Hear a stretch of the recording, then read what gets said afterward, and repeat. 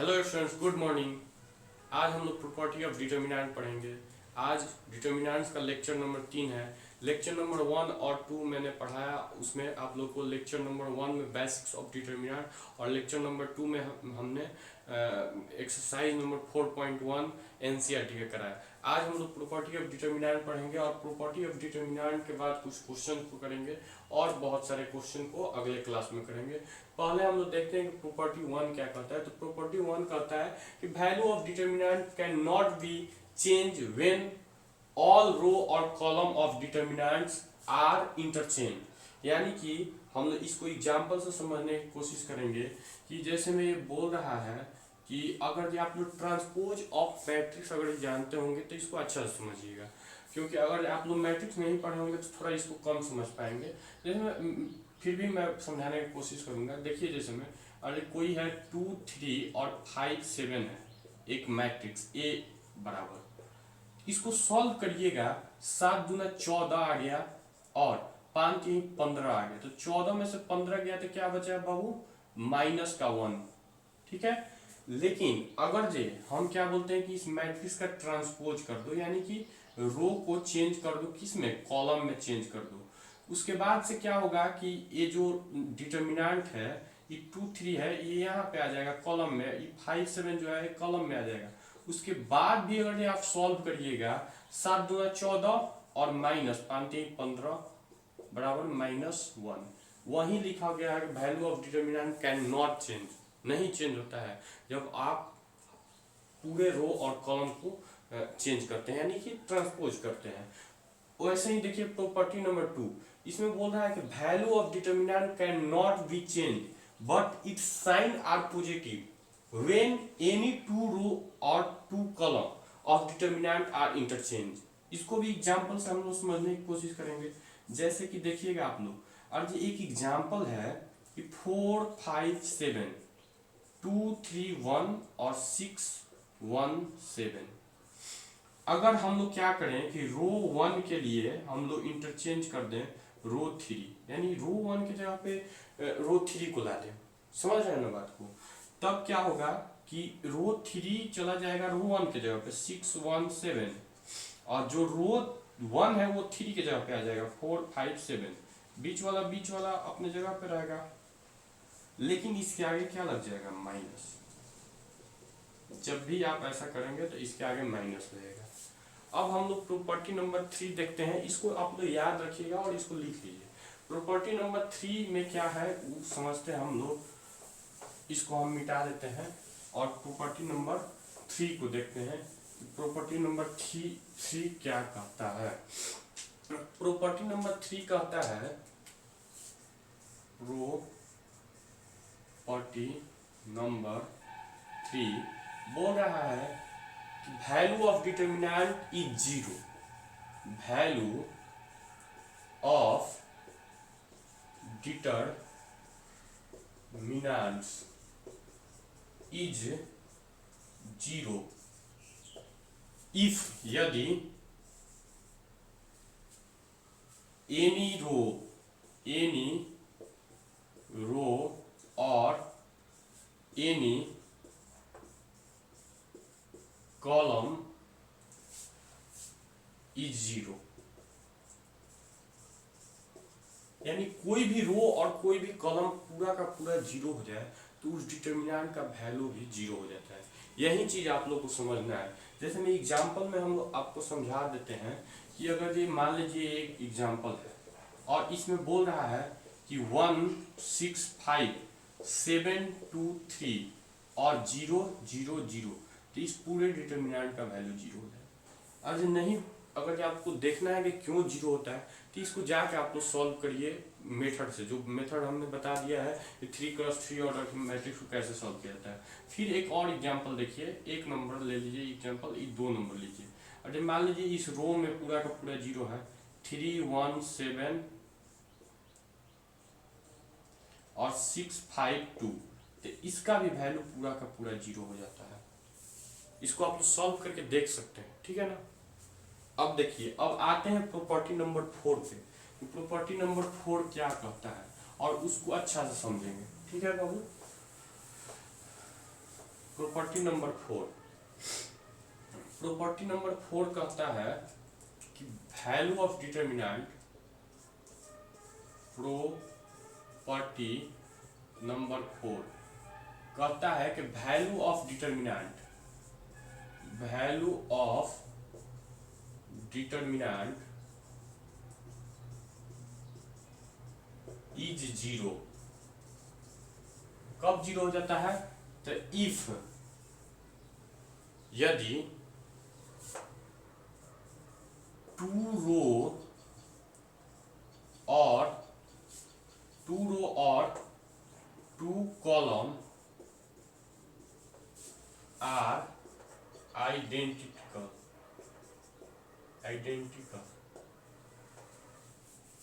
यानी कि दो रो और दो कॉलम सेम हो जाए तब उस डिटरमिनेंट का वैल्यू भी 0 हो जाता है। जैसे मैं एग्जांपल में देखिएगा आप लोग,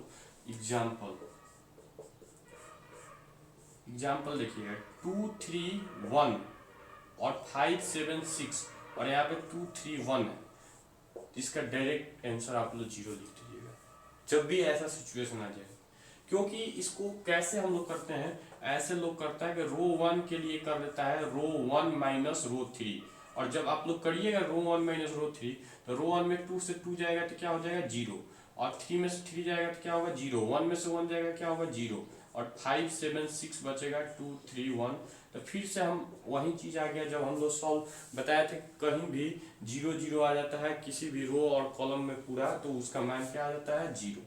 तो इसीलिए कभी भी दो रो और चाहे दो कॉलम सेम हो जाए तो उसका भी डिटरमिनेंट क्या होता है 0 होता है।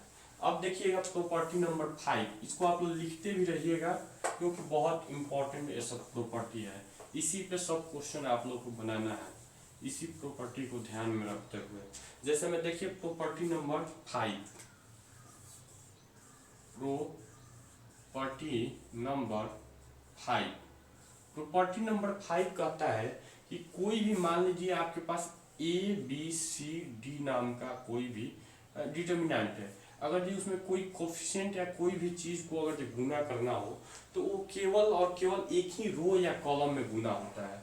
समझिए, अगर जो रो में गुना होगा तो केवल के ए और के बी और सी और डी, और कॉमन भी होगा तो किसी एक रो या एक कॉलम से ही कॉमन होता है। आप लोग बात को समझ रहे होंगे। यहीं पे आप लोग देखिए property number 6, property number 6, property number 6 क्या कहता है कि कहीं पे देखिए आप लोग ऐसा हो कि ए बी सी, इसी में प्लस में एक्स प्लस में वाई प्लस में जेड हो, और फिर हो यहाँ पे अल्फा बीटा, और उसके बाद से आपका हो जाए मान लीजिए गामा हो जाए,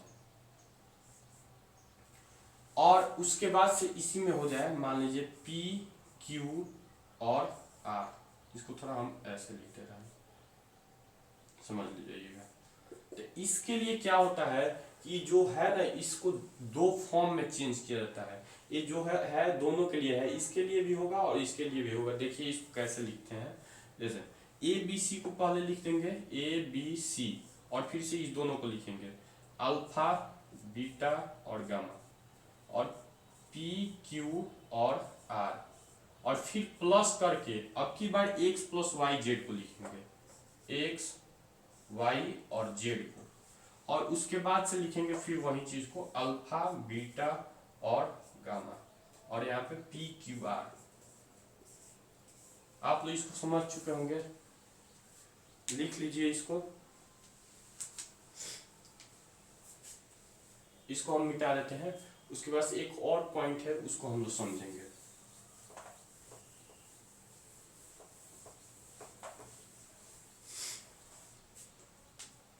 अब इसको समझिए, ऐसे प्रॉपर्टी नहीं है समझने वाला चीज है, लेकिन फिर भी मैं प्रॉपर्टी लिख देता हूँ। प्रॉपर्टी 7, इसमें बोलता है in a determinant, in a determinant, in a determinant we can use flowing steps, इसको आप लोग इस स्टेप को यूज कर सकते हैं। जैसे हम बोल दिए कि आर, मान लीजिए R1 के लिए हम लोग यूज कर देंगे, R1 के लिए हम लोग यूज कर रहे हैं R1 plus minus R2 plus minus R3। ऐसे लोग प्लस लेकर भी यूज कर सकते हैं, माइनस लेकर भी यूज करते हैं। वैसे ही C1 के लिए यानी कॉलम 1 के लिए हम लोग यूज कर दिए कि column 1 plus minus column 2 plus minus column 3। ऐसे ही बहुत जगह पे ऐसा यूज होता है कि रो 1 के लिए हम यूज कर दिए कि कोई भी मल्टीपल n से मल्टीप्लाई करके रो 1 में और जोड़ दिए हम, या चाहे घटा दिए रो 2 को। या ऐसा भी होता है कॉलम 1 के लिए कि कॉलम 1 जो है उसमें हम लोग गुना कर दिए n से और जोड़ या घटा दिए कॉलम 2 से। या ऐसा भी हो सकता है कि रो 1 में हम लोग रो 1 प्लस माइनस n से गुना कर दिए रो 2 में और प्लस माइनस m से गुना कर दिए रो 3 में। ऐसा भी होता है बहुत जगह पे। कॉलम 1 के लिए हम लोग ऐसा कर दिए कि कॉलम 1 के लिए प्लस माइनस n से गुना कर दिए कॉलम 2 को और प्लस माइनस m से कर दिए कॉलम 3 को। ये चीज आप लोग को यहाँ पे समझ में नहीं आएगा, जब क्वेश्चन करिएगा तब आप लोग को समझ में आएगा। जैसे मैं अभी हम एग्जाम्पल में एक दो क्वेश्चन लेंगे, उससे आप लोग को क्लियर हो जाएगा कैसे इसका यूज करना है। हालांकि आप लोग लिख सकते हैं इसको, ठीक है ना, इसको लिख लीजिएगा और हम अभी एग्जाम्पल देके समझाते हैं। एक दो एग्जाम्पल देंगे और उसके बाद से आप लोग देखिएगा। जैसे कि मेरा पहला एग्जाम्पल होगा आप लोग के लिए। कोई छोटा सा एग्जाम्पल लेते हैं। जैसे हम ले लेते हैं, मान लीजिए एक क्वेश्चन है x प्लस वाई और फिर है z1, फिर है बाबू y प्लस जेड, फिर है x और 1 और फिर है z प्लस x और फिर y है और 1 है। और इसमें बोल रहा है कि 0 प्रूफ कर दीजिए हमको। यहाँ पे आगे लिख लीजिएगा आप लोग, प्रूफ दैट इतना बराबर 0 प्रूफ करना है। बहुत इजी क्वेश्चन है बाबू। इस क्वेश्चन को आप लोग लिख लीजिए पहले, ऐसे सॉल्यूशन करके लिख लीजिएगा। सॉल्यूशन करके इस क्वेश्चन को पहले लिखिए। सॉल्यूशन करके हमने इस क्वेश्चन को लिखा x y z1 y plus Z x1 और z प्लस x y1। इस क्वेश्चन को हमने लिखा। LHS ले लेते हैं, LHS बराबर इस क्वेश्चन को लिखा। अब हम क्या कर रहे हैं, यहाँ पे प्रॉपर्टी का यूज करेंगे और हम रो 1 के लिए रो 1 प्लस रो 2 कर देते हैं। यानी कि रो 1 में से हम लोग रो 1 में रो 2 को जोड़ देते हैं। इस बात को समझिएगा। जैसे ही रो 1 में रो 2 को जोड़ेंगे, हमारे सामने देखिए क्या आएगा। जैसे ही जोड़ रहे हैं तो x प्लस वाई और प्लस में z आ जा रहा है और यहाँ पे z है और नीचे 1 है। इसमें जैसे x को जोड़ेंगे तो फिर ये भी बन जाएगा x plus y plus z और यहाँ पे बच जाएगा x और यहाँ पे 1। इसमें फिर जोड़ देंगे y को तो ये भी बन जाएगा x plus y plus z और यहाँ पे बच जाएगा y, यहाँ पे 1। अब देखिए बाबू, यहाँ से हम लोग क्या करते हैं, x plus y plus z को कॉमन करते हैं रो 1 से। तो हम लोग क्या कॉमन कर लिए, x plus y plus z को कॉमन कर लिए रो 1 से। तो यहाँ पे 1 बच गया, फिर यहाँ पे 1 और फिर यहाँ पे 1। क्यों 1 बचा कि फिर गुना करेंगे तो उतना आ जाएगा। फिर z x y 1 और 1। और अभी प्रॉपर्टी में पढ़ा के आ रहा हूँ कि कोई भी अगर दे बाबू, यहाँ पे समझो, कोई भी दो रो या दो कॉलम इक्वल हो जाए तो उसका वैल्यू क्या हो जाता है, 0 हो जाता है। तो इस डिटर्मिनेंट का वैल्यू क्या हो जाएगा, 0 हो जाएगा। इसीलिए x plus y plus z into इसका पूरा का वैल्यू 0 हो जाएगा। इसलिए पूरा का पूरा 0 हो जाएगा। यही हम लोग का RHS हुआ और प्रूफ भी हो गया। देखा आप लोग कितना आसानी से बन गया। यही अगर प्रॉपर्टी हम लोग सीखे हैं तो, और प्रॉपर्टी नहीं सीखे होते तो आप लोग इसको लेके सॉल्व करते रहते और बहुत समय लग जाता और आप लोग आंसर भी नहीं दे पाते। इसीलिए अच्छा से इसको देखिए और प्रॉपर्टी को समझना बहुत जरूरी है। इसको लिख लीजिएगा आप लोग, हम इसको मिटा दें। अब एक और क्वेश्चन लेके हम लोग देखेंगे, एक और क्वेश्चन लेके इसको देखेंगे कैसे क्या होता है। जैसे में दूसरा क्वेश्चन है हम लोग के लिए, दूसरा क्वेश्चन है हमारे लिए बहुत अच्छा ये भी क्वेश्चन है। इस क्वेश्चन को समझिएगा आप लोग, क्लियर हो जाएगा।